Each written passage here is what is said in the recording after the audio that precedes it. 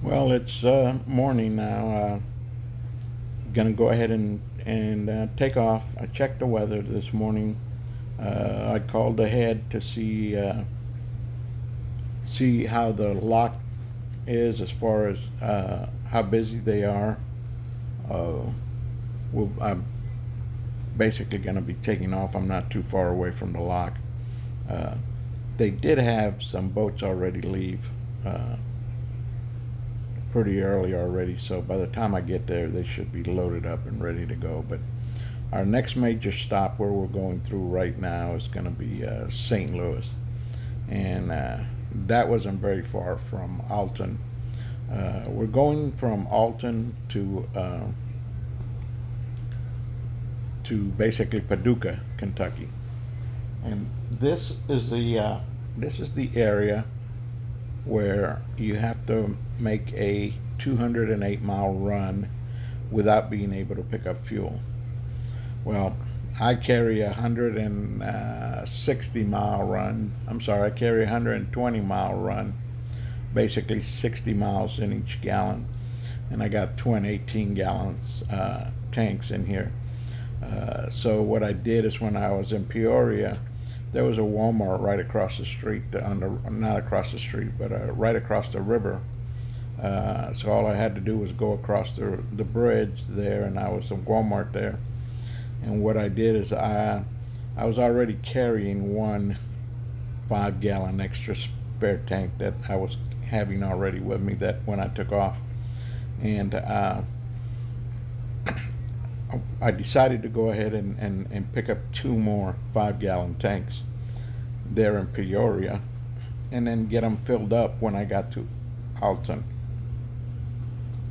which I did. I filled them up just before I left Alton there to make sure that I was going to have the range that I need. Hopefully, I have the range that I needed anyway. But here we are going through St. Louis. There is a place here, a couple marinas I could pick up fuel, but they're so close together from Alton that there's really not a whole lot of fuel I could have tried to fill in what I had used up already. So there is a little place just south of St. Louis that's called Hobby's Marina. Here you can see all the loopers in front of me, and what they're doing is they're all slowing down and coming back and returning, and they're getting in front of the Golden Arch here in St. Louis, and then they get one of the other loopers to take a picture of them while their boat is kind of centered on the arch, and then they're taking turns doing that, so that then they just email themselves the pictures. And I did the same thing. I had one of the guys there take a picture of my boat sitting in the middle of the arch there, and then he emailed me the picture. And then I did the same thing for him. I took a couple of pictures of him and some of the other boaters, and I emailed them back to them. After everybody kind of had taken their pictures, they would come around, they would turn around and kind of line up and get ready for their pictures. As you can see, some of these boats are coming back and making the round and turning around and getting pictures done, and pretty nice. This is one of the landmarks, I guess, that you kind of look at while you're on the Great Loop. There was a couple places I guess we could have pulled over who wanted to, but I didn't want to stop. I had just started. This is pretty early, and we're not very far away from where we just left. We had just left Alton, which is basically part of St. Louis anyway. So after taking our pictures and everything, we went ahead and moved on and took off again. I kind of waited a little while. After everybody left, I figure I'll catch up to them later. We had one boat that was a slow boat, pretty slow, and we had all passed him. And I could see him from quite a ways. He was far away. But I could still see him, barely see him. He was, traveling pretty slow, probably traveling at 5 to 6 knots. So he was traveling a lot slower than everybody else. But I was able to get a hold of him on the radio, and I asked him if he wanted me to go ahead and wait. I would take his picture on the arch, and he said, yeah, he would appreciate it. So I went ahead and stopped, and I waited for him, figuring I travel faster than everybody else, so I'd catch up to everybody. But anyway, this was my first anchor. I dropped anchor right next to this place right here, and this is actually in Missouri. I dropped anchor, stayed there overnight. Everybody moved on a little bit further past me, but again, I figured no big deal. I'll catch up to them later. I kept running into all these people, and then they'd pass me or I'd pass them.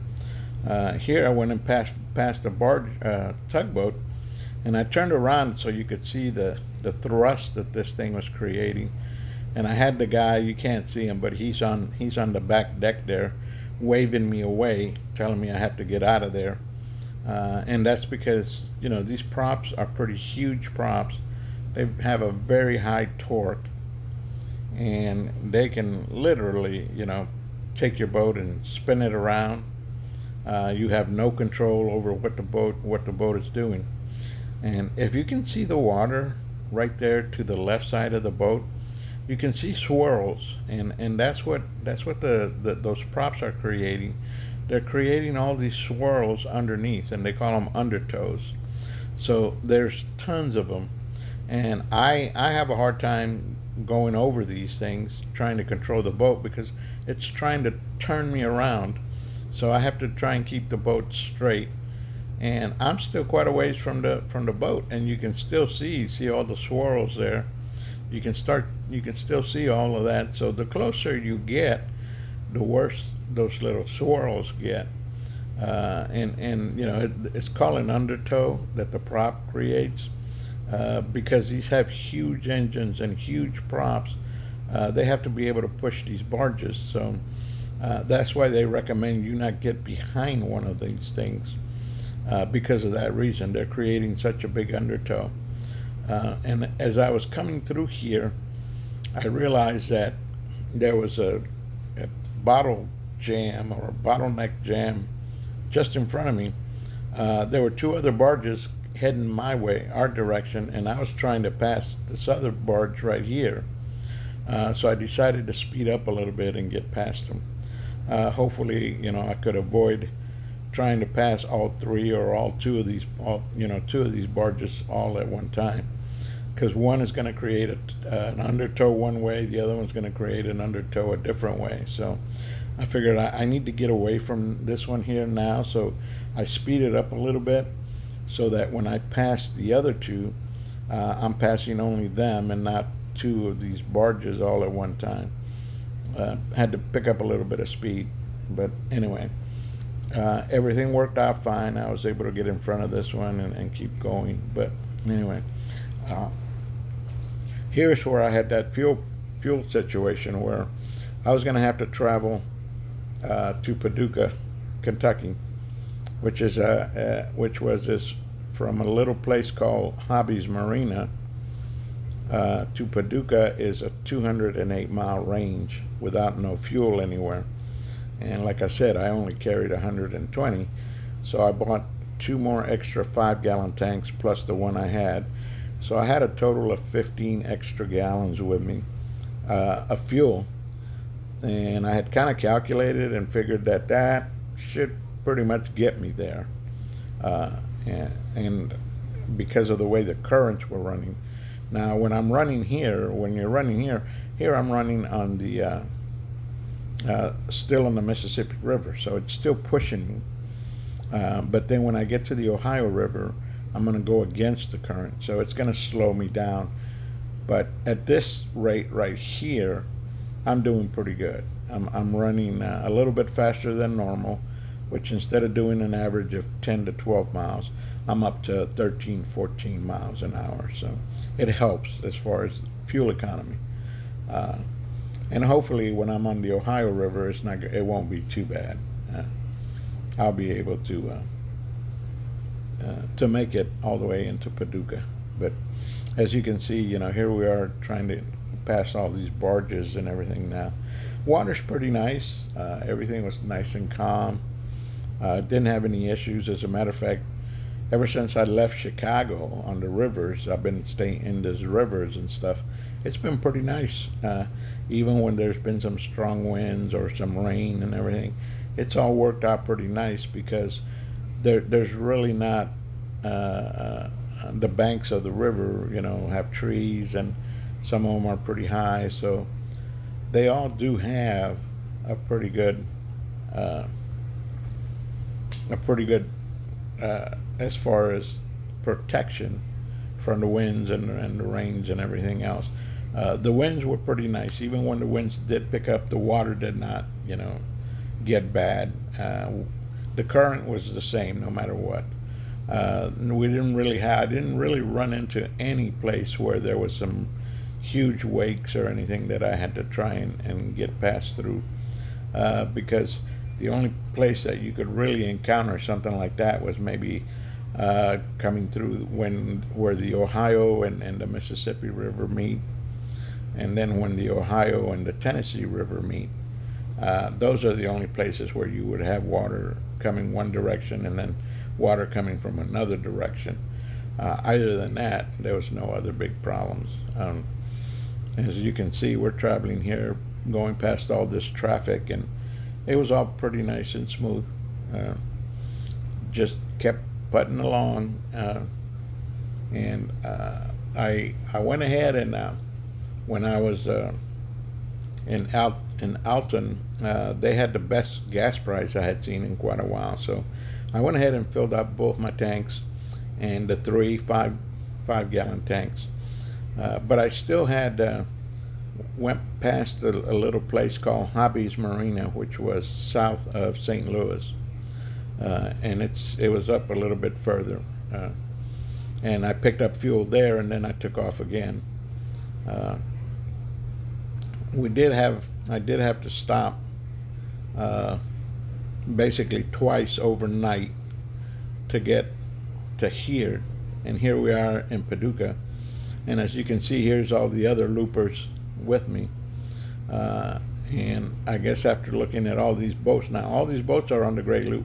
They're all called loopers, and so am I. And obviously you can see who's on the budget looper compared to these other boats here that I had.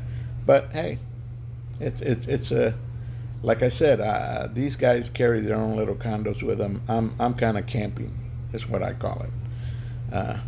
But here we are in Paducah, and I didn't realize, and right there by the landfall there, where it kind of looks like it's split, that's where the Ohio River splits and the Tennessee River starts also. So you can either keep going straight up the Ohio River, come into the Cumberland River, or you can just turn right there by that little arch, and you'd be going into the Tennessee River, which is where I'd be going to. Now, this was pretty interesting. This is a seawall that was built so that when you get a flood, it keeps the city from flooding.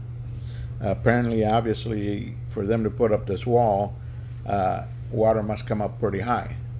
If it comes up this high, that's pretty bad, serious problem. But there is a reason why they put this wall up, for that reason, not just because of the artwork.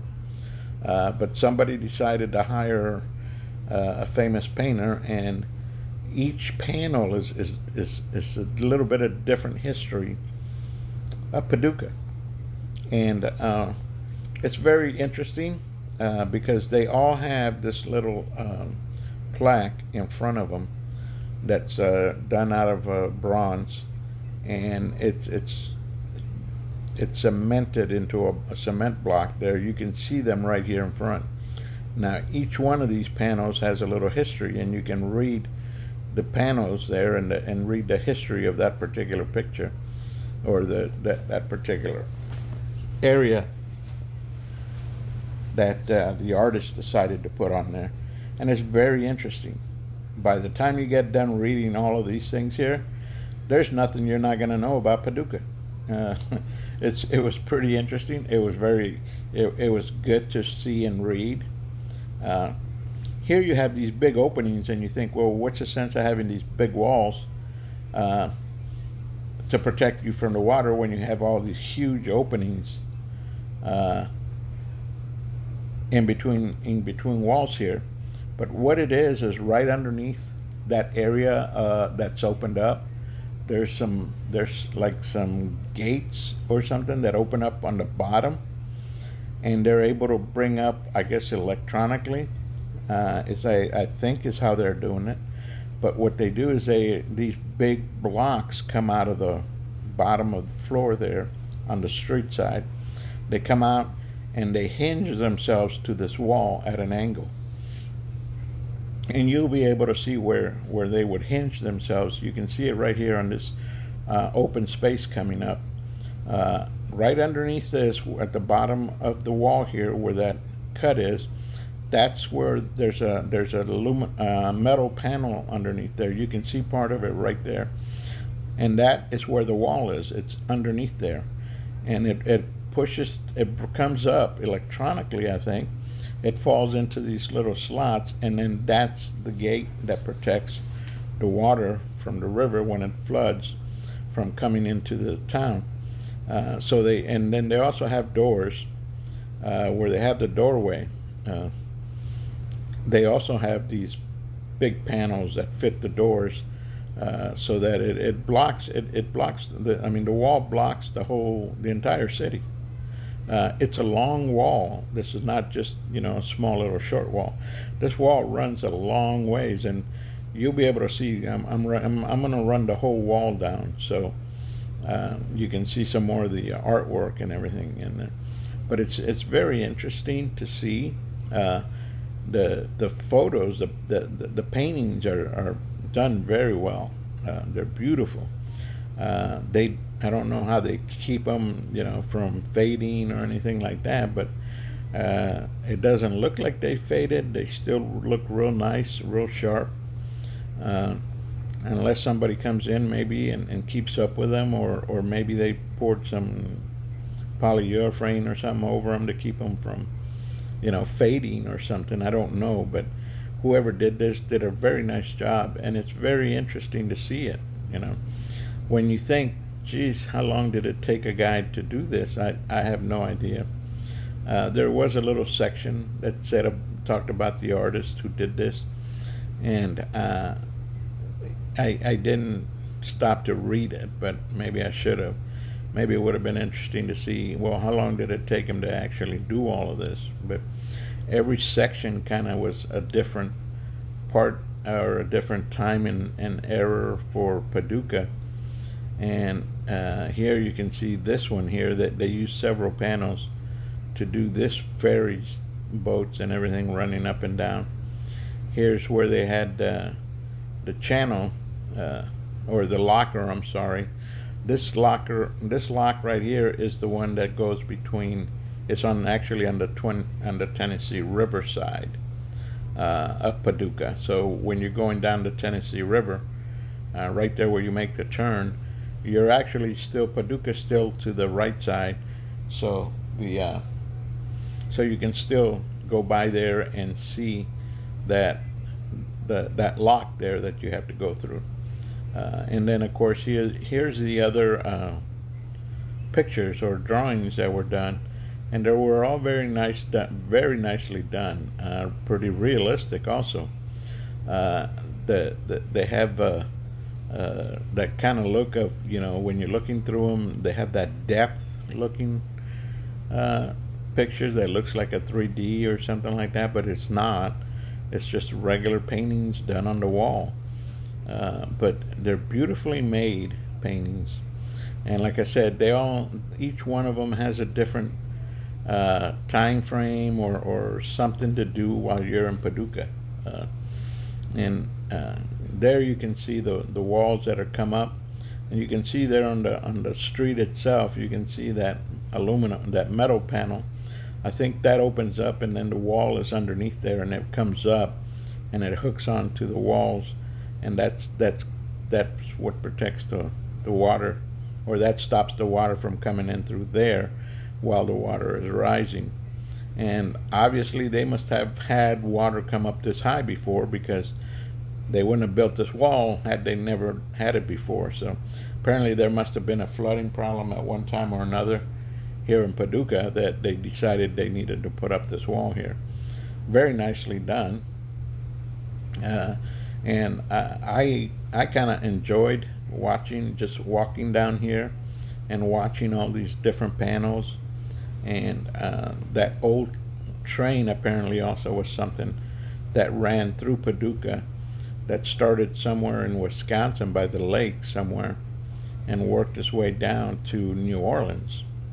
And that's where the Paducah, I guess, Railroad Heritage thing story is right there. You can read that. And the train is like it's like brand new, like it's ready to go ahead and, hey, let's get her started and let's move.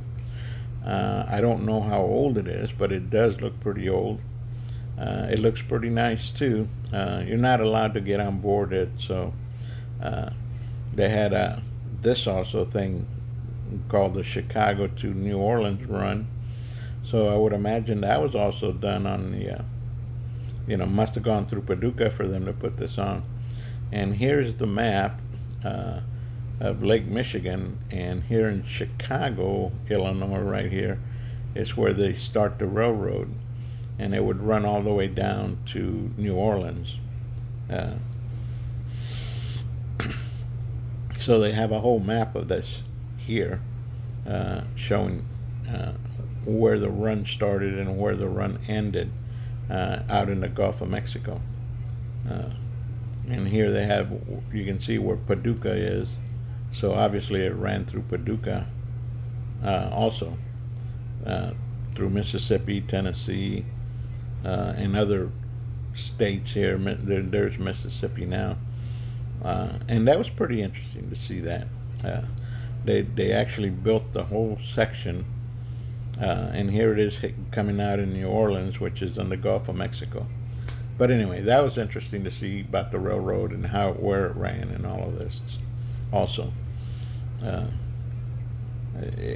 If you do get a chance to see it, that is something like I said, once you read those little panels that they wrote about each and every one of these panels, they're right in front of the picture, so it's not hard, or right in front of the painting, and you can read each one of them, and it explains about that particular picture or artwork that was done, what year it was,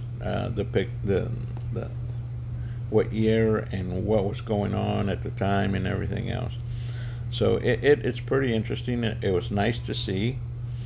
I think, like I said, if you took the time and you read all these little things about all of this art that's up here, you'd probably be like one of the old folks here that has lived here for 100 years, and he can tell you everything there is to know about Paducah. Well, you could probably read these little panels that you can see right there by the sidewalk. Once you read those, I mean, you'd be just as good about telling stories about Paducah as anybody else can. So it was nice. It was interesting. There's that picture there, and then you'll be able to see the building here not too long up further a little bit more. And the building right now is on the left-hand side, so you'll probably be able to either see it early, or you could have seen it earlier while I was filming this. But that was the hospital back then. I think it's still the hospital, and it's still there. I mean, the building itself is still there, but I'm not sure that it's still the hospital, but it's still good. Anyway, I wish I could have gotten on board the trains and the cars right here to see them inside, but they were all locked up, and they said you're not allowed to go in them, so I didn't get in. I didn't want to jump on them or anything and have somebody get angry at me for doing it. But anyway, we're at the end of Paducah here, so go back to the boat, get ready to leave, probably leave tomorrow, and start another adventure. That'll do it for now.